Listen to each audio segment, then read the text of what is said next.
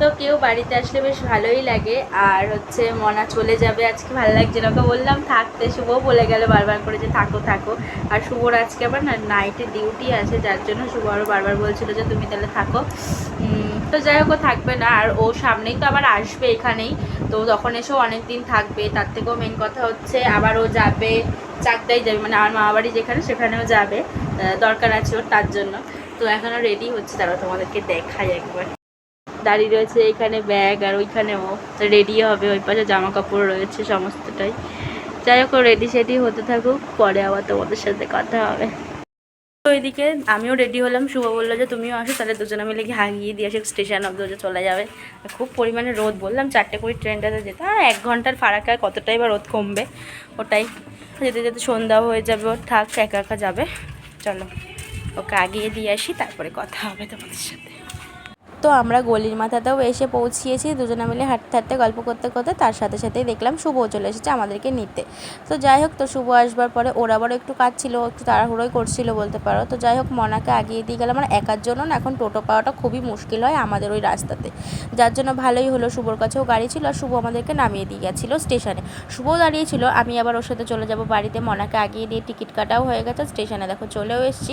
মনাকে দেখি ট্রেনে তুলে দিয়েই কিন্তু আমি আবার বাড়ির দিকে ব্যাক করব। তো এই দিকটাতে মনা জায়গাও পেয়ে গিয়েছিল জানলার ধারেই বসবার, যেহেতু এতটা রাস্তা যাবে কৃষ্ণনগর থেকে পুরো কল্যাণী অবধি, একটু তো টাইম লাগবে। আর মনা চলে যাচ্ছিলো বলে সত্যি কথা আমার ভীষণ পরিমাণে মনটা খারাপ ছিল, তোমরা মোটামুটি আমার ভিডিওটা দেখে বুঝতেই পেরেছো। মানে বাড়িতে কেউ আসলে না সত্যি কথা বলতে সত্যি ভীষণ পরিমাণে আমার ভালো লাগে, বিশেষ করে জানি না অনেকেই হয়তো মনে করতে পারে যে অনেক কাজ করতে হবে, কাউকে আসতে বলবো না, আমার না ঠিক ওইটা হয় না। মানে বাড়িতে কেউ আসবে শুনলে আমার সত্যি কথা বলতে ভীষণ পরিমাণেই আনন্দ হয়। যেটা মনা এসেছিলো বলে আমারও কিন্তু ভীষণ আনন্দ হচ্ছিলো। মনা তাই বলছে যে আমি তো আবার 2 দিন পরেই আসবো, মন খারাপ করিস না। তো সেইটাকেই আর কি, সেইটাকেই মনে রেখে দিয়েই মনটাকে একটু ভালো করে আর কি চলে আসলাম বাড়ির দিকে। বাড়িতে এসে না আমি ঘুমিয়ে পড়েছিলাম, শুভ আমাকে সন্ধ্যাবেলা ঘুম থেকে তুলে বললো যে হচ্ছে রেডি হয়ে না, চলো একটু বেরোবো। তো আমি ওকে যখন জিজ্ঞাসা করলাম কোথায় যাব, ও আমাকে বললো চলোই না, তোমাকে পরে বলবো।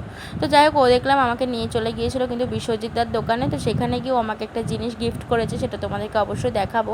আরও 2-1টা কাজ ছিল, সেইগুলো মেটানোরও দরকার ছিল। তার আগে গেছিলাম একটু হাই স্ট্রিট থেকে 2-1টা জিনিসপত্র কেনাকাটা হয়েছে পয়লা বৈশাখ উপলক্ষে। তো আমার জন্য নয়, আমার জন্য তো আগে থেকেই কেনাকাটি আছেই, যার জন্য কিন্তু আমি আমার জন্য সেমন কিছু একটা কেনাকাটি করিনি। মানে এত জিনিস নিয়ে ফেলেছি, মানে যার জন্য কিন্তু পয়লা বৈশাখ উপলক্ষে আমি সেমন কিছু নিইনি।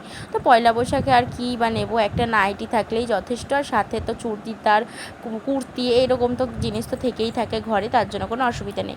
তো একটা লটকান নিয়েছিলাম লেহেঙ্গাতে লাগানোর জন্য, সাথে একটা লুঙ্গি এনেছি সুতির, ওটা বাবার জন্য, মানে পয়লা বৈশাখের জন্য আনা হয়েছে, রেগুলার ইউজ করবে। আর ঠাম্মার জন্য একটা ব্লাউজ নিয়ে এসেছি সুতির, আর এই দিকে একটা শাড়ি এনেছি ঠাম্মার জন্য, মলমল কটন হয় না, ওই শাড়িগুলো নিয়ে এসেছি। শাড়িটা সত্যি দেখে ভীষণ পরিমাণে পছন্দ হয়ে গিয়েছিল, আর নরম যেহেতু শাড়িটা, তার জন্য কিন্তু এই শাড়িটাই এনেছি। তো যাই হোক তোমাদেরকে এখন এটাই দেখাবো কি দেখাবো না এই ভাবনা চিন্তাটাই করছিলাম, যে এই নাকেরটা কেমন হয়েছে তোমরা কিন্তু অবশ্যই জানাবে। এই নাকেরটা আমি আমার জন্য এনেছি, সে ওই যে আগের একটা নাকের হারিয়ে গেছে তোমাদের সাথে শেয়ার করেছিলাম না, হ্যাঁ হ্যাঁ, ওই যে ত্রিকোণ টাইপের যে বড় একটা নাকের পরতাম না আমি, ওই নাকেরটা আমার অনেক দিন হয়ে গেছে হারিয়ে গেছে, যার জন্য অনেক দিন আগে থেকে শুভকে বলেছিলাম যে আমাকে এবার একটা নাকের কিনে দিও। আমার না অনেক রকমের নাকের আছে, কিন্তু আমি জানি না কেন ওই নাকেরটার মায়াটা আমি ঠিক এখনও কাটিয়ে উঠতে পারিনি। যাই হোক তোমাদের এই স্বস্তিক চিহ্ন নাকেরটা কেমন লাগলো সেটাও কিন্তু জানাবে। আর এই যে আমাদের একটা অন্নপ্রাশনের নিমন্ত্রণ আছে, কার অন্নপ্রাশন আছে অবশ্যই তোমাদেরকে পরের ভিডিওতে বলবো। আর তো যাই হোক তার জন্য নিয়ে এসেছিলাম আমি কিন্তু একটা ব্রেসলেট, এই ব্রেসলেটটাও কেমন লাগলো সেটাও কিন্তু তোমরা জানাবে। আর এখন কিন্তু বাজে অনেকটাই রাত, ওই 11:30টার মতন বাজে। এখন আমি আর শুভ বসে পড়েছিলাম কিন্তু খাওয়া দাওয়া করতে। শুভ খেয়ে চলে যাবে আবার ডিউটিতে, আর আমি খাওয়া দাওয়া করে আমার তো কোনো কাজ নেই, আমি পড়বো ঘুমিয়ে। তো কোথাও যাওয়ার আগের দিন মনে পড়ে যে আমি তো জীবনেও নেল পালিশ পরি না হাতে পায়ে ঠিকঠাকভাবে, যার জন্য দেখো এখন বসেছি রাত 12টার সময় নেল পালিশ পরতে, আর শুভ করে দিচ্ছিলো কিন্তু ভিডিও। চলো আজকের ভিডিওটা কেমন লাগলো অবশ্যই কিন্তু কমেন্টে জানাবে, ভালো লাগলে লাইক কমেন্ট শেয়ার, দেখাবে নেক্সট কোনো ভিডিওতে। এখনকার মতো